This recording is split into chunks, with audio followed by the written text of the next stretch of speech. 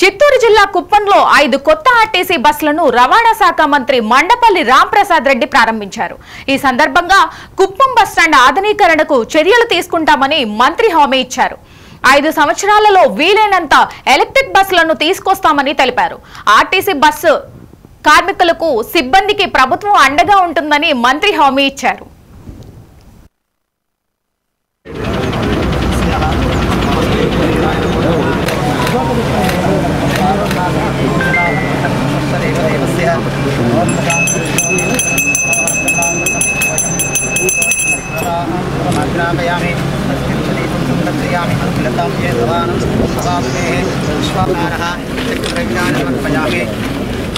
जय श्री राम।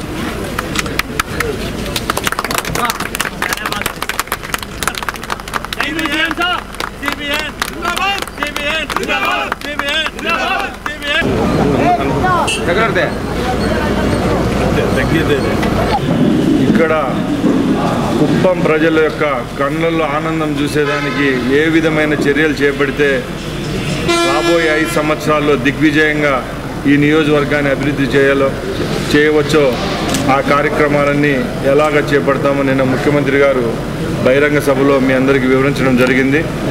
దానిలో భాగంగానే ఈరోజు ఈ సమావేశంలో ఏపీఎస్ఆర్టీసీకి సంబంధించిన కొన్ని కార్యక్రమాలు కుప్పం నియోజకవర్గంలో చేపడుతున్నాం.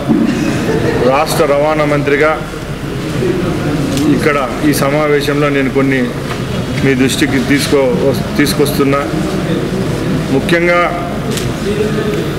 చంద్రబాబు నాయుడు గారి అజెండా మీ అందరికీ తెలుసు. ఏ విధమైన సేవలు అందిస్తే ప్రజలు సంతోషంగా ఉంటారో, ప్రజలకు మెరుగుగా అలాగే అందుబాటులోకి తెచ్చేదానికి ప్రయత్నించే ఉద్దేశంతో కుప్పం